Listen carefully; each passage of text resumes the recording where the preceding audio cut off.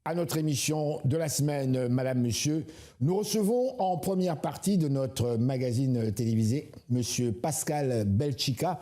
Il est originaire de la République démocratique du Congo et nous commentons avec lui évidemment l'actualité nationale et internationale et pourquoi pas africaine et congolaise. En deuxième partie de l'émission, nous recevons un monsieur qui nous vient du Sénégal. Sénégal, c'est un artiste slammer. Son nom, c'est JSM Pro, l'officiel. Nous parlons justement de slam, qui n'est pas considéré comme étant musique, mais qui est plutôt considéré comme, je dirais, de l'art littéraire, pourquoi pas, une forme de poésie finalement moderne, quoi. Et naturellement, j'ai également une chronique à l'émission où je me suis permis de réfléchir un petit peu sur l'année 2025, l'année 2026, pourquoi pas, l'être humain tel qu'on est. Madame, monsieur, bonsoir. Ici Henri Ngaka. Comment ça va chez vous à la maison? Bienvenue à notre magazine de télévision. Bougez pas, ça va causer. Afro Monde.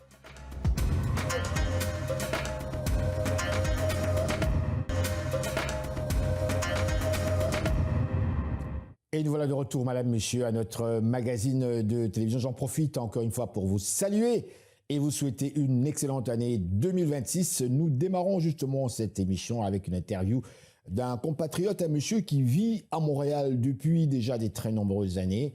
Il est originaire de la RDC, de la République démocratique du Congo, et nous profitons d'ailleurs de cette occasion pour saluer tous nos téléspectateurs africains et également de la RDC. Nous recevons monsieur Pascal Belchica, qui est montréalais et qui vit avec nous et qui en fait s'intéresse énormément aux questions politiques, aux questions économiques et en fait qui s'intéresse à l'Afrique et particulièrement à son pays d'origine, la RDC.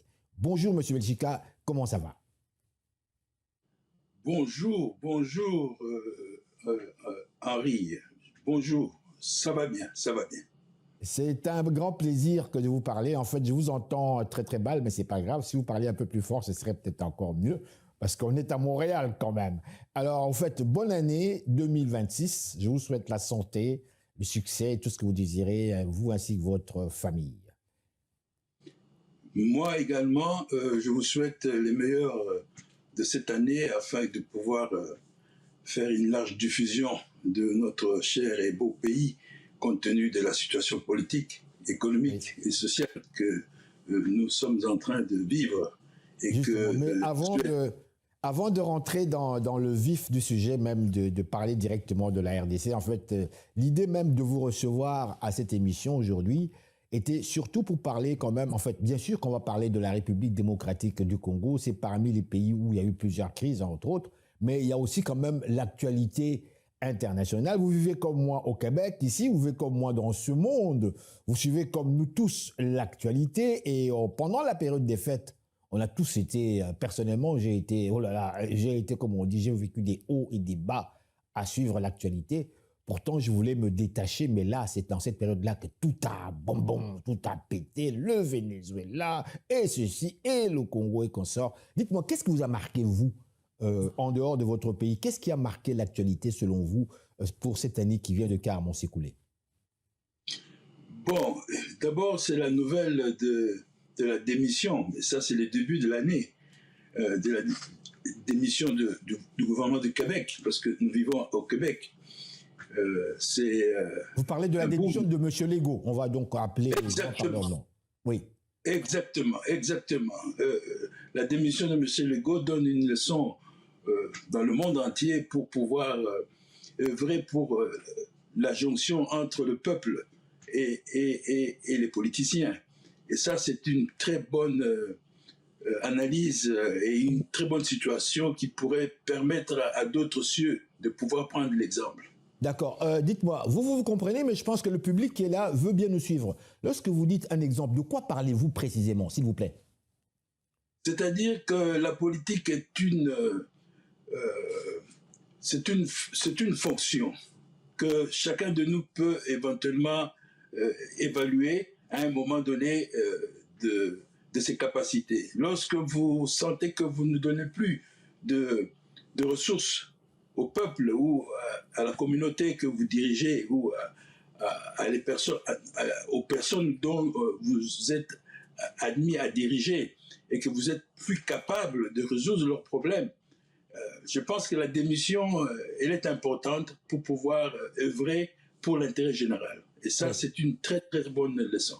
Donc ici, vous nous dites bien que ça fait la décision de M. Legault, François Legault, l'actuel Premier ministre, et c'est donc une leçon pour les autres hommes politiques et femmes politiques dans ce monde qui, lorsqu'on constate que bon, ça ne va vraiment plus, on démissionne tout simplement, on tire sa révérence, il n'y a pas de blessés, il n'y a pas de morts, il n'y a pas de guerre, il n'y a rien du tout. C'est de bien cela dont vous parlez, c'est bien ça? Exact, exact. Mais il y a eu également la ministre aussi, la dame en fait de la CAQ toujours, une dame, j'ai pas le nom, Madame Guilbault, si je me rappelle bien, qui était censée aussi se présenter ou en fait remplacer possiblement M. Legault, qui également a démissionné. Votre commentaire par rapport à ces deux démissions?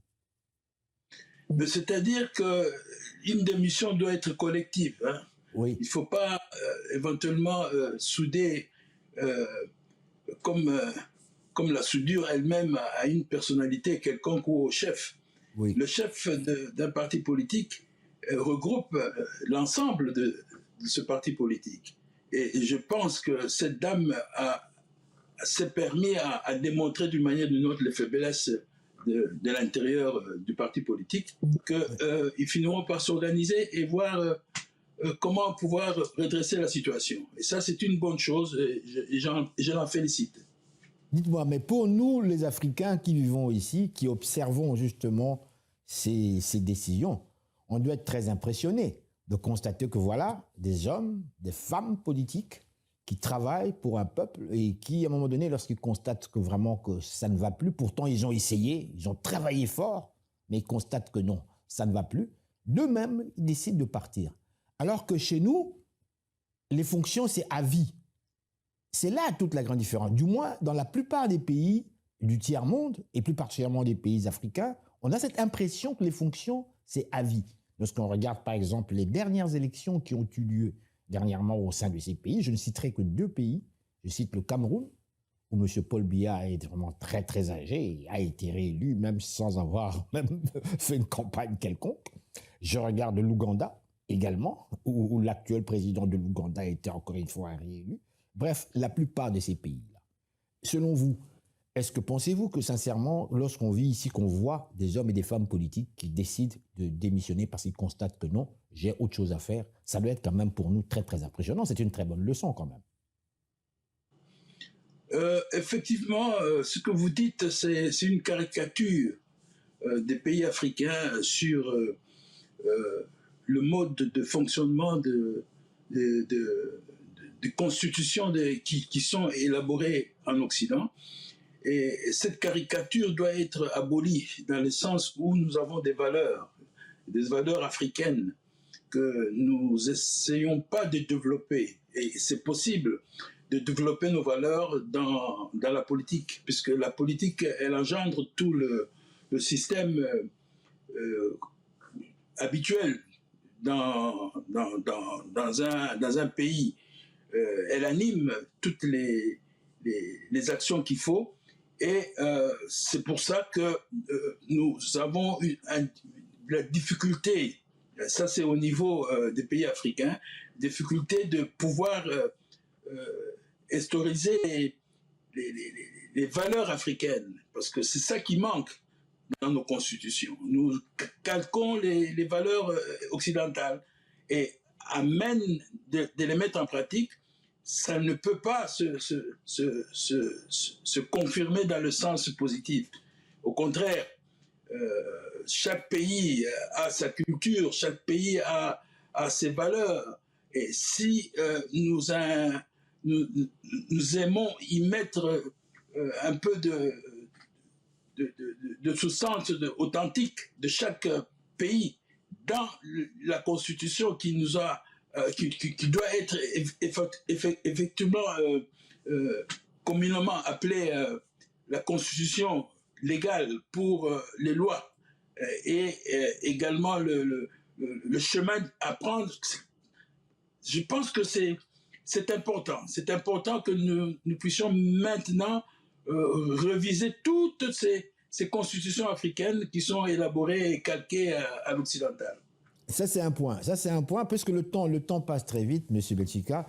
à la télévision. Je vais vous ramener sur un autre thème. Maintenant, on parle toujours de l'actualité internationale avant de pointer carrément la République démocratique du Congo. Durant la période des fêtes, personnellement, j'ai été tout à fait frappé parce que j'étais un peu fatigué comme tout le monde, un petit peu, et puis grippe à gauche et à droite. Mais là, j'ai été réveillé par tout ce qui se passait dans le monde. Le Venezuela, M. Donald Trump qui décide que lui, il est temps, allez, on va ramasser, n'est-ce pas, le président du Venezuela. Et ce qui est assez frappant, c'est que M. Trump, M. Bush, George W. Bush, le père, et vous vous rappelez, l'avait déjà fait. Il l'avait fait avec, comment dirais-je, comment est-ce qu'il s'appelait déjà, là, le président du Panama, n'est-ce pas? Il est allé le chercher aussi, on est allé chercher le président panaméen, on l'a ramené en prison, il est mort en prison en Floride. Mais là, j'étais frappé de voir que ça se passait au Venezuela, comme par hasard, un grand pays pétrolier. Votre commentaire? Oui, le commentaire a été un commentaire comme communautaire, hein, international, vu aussi l'ampleur de la frappe qui a eu lieu à kidnapper un chef d'État en exercice qui est élu. Ça donne beaucoup de matière à réfléchir sur les politiques américaines. Je parlais ici de l'ancien président Noriega. Voilà le nom qui m'échappait. Noriega, voilà. Oui, allez-y. Oui, vous savez, ce qu'on nous montre ou ce qu'on nous donne comme information, parfois c'est utopique, hein, dans la mesure où le fait d'agir dans cette situation telle que mentionnée, nous pensons qu'il y a quelque chose qui est sous analyse, qu'on peut analyser, qui a plus des intérêts américains que des intérêts internationaux. Donc les Américains, lorsqu'ils frappent ou ils arrivent à agir dans cette violence, c'est que leur intérêt est menacé. Moi, je pense que c'est une question à poser aux Américains. Si les Américains étaient contre cette situation, je pense qu'il y aurait déjà des soulèvements ou des manifestations. Oui, mais comme vous le savez, je pense que ce n'était pas la première fois que les Américains le faisaient. Lorsqu'on regarde un petit peu la politique étrangère des États-Unis, je ne vais pas rentrer sur cette question-là, on va regarder que depuis les années 59-60, ça a toujours été, en fait, ça a toujours été le cas. On parle de l'affaire des baies de cochon, où d'ailleurs, ils avaient perdu sous Fidel Castro, puisque les États-Unis avaient été chercher des jeunes Cubains qui vivaient aux États-Unis, qui n'étaient pas très bien formés, et ils ont perdu contre Fidel Castro. On ne l'a jamais dit. On nous l'a présenté comme étant la victoire américaine. Mais ça, c'est vraiment terrible. Mais ce qui est pire, c'est que ça s'est fait dans d'autres pays aussi d'Amérique latine comme tel. Ça s'est fait vers des pays tels que la République dominicaine et d'autres pays. Chili, avec le président Allende, qui avait été quasiment, comment dire, assassiné. Bref, c'était pas la première fois. Et on appelait ça la politique du big stick, la politique du gros bâton. Mais pour moi, le problème n'est pas là. C'est pourquoi est-ce que M. Donald Trump décide d'utiliser cette politique du gros bâton maintenant? Comme vous le dites, est-ce que parce qu'il y a une crainte de l'impuissance des États-Unis dans tous les domaines, que ce soit économique, militaire ou autre, ça dont je ne sais pas. Mais là, je vais vous emmener vers la République démocratique du Congo. Il y a eu, comment dirais-je, dans tout cet éclat-là, il y a eu en fait une rencontre qui avait déjà eu lieu entre le président congolais, toute son équipe, qui était présente à Washington DC. Il y a eu beaucoup d'encre coulée sur cette question-là.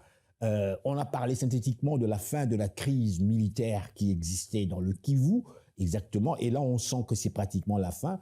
Dites-moi votre commentaire par rapport à cette situation. Que va devenir, et là je vais être synthétique, que va devenir la République démocratique du Congo en 2026? Est-ce qu'on peut croire, rêver que c'est la fin de cette crise militaire, que les femmes ne seront plus violées dans le Kivu, que la paix reviendra et que les gens pourront travailler tranquillement et qu'on parle d'un nouveau Congo? Je vous laisse commenter.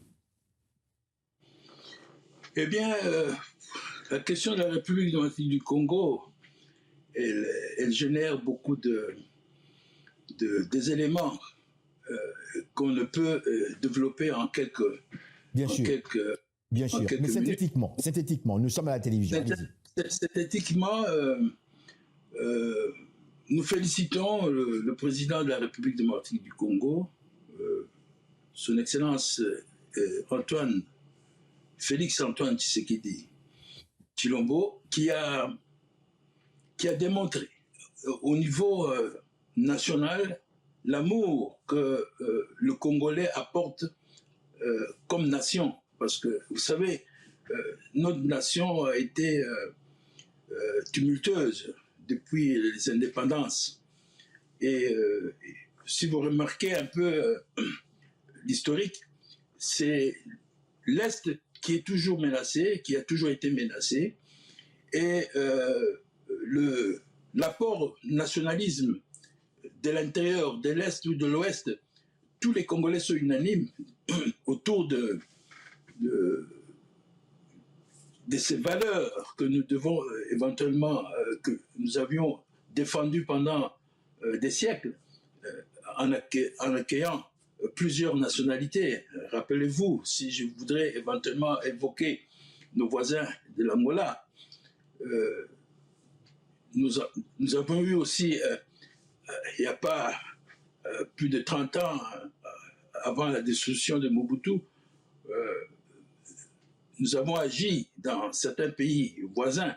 Donc, tout ce qui nous arrive, parfois, c'est la grandeur et les richesses que nous développons et que Dieu nous a donné la bénédiction, s'il faut parler de Dieu, qui attire la convoitise des multinationales et qui s'intéresse bien sûr à déstabiliser le pays pour que nous ne soyons pas une nation unie comme telle que je viens de définir.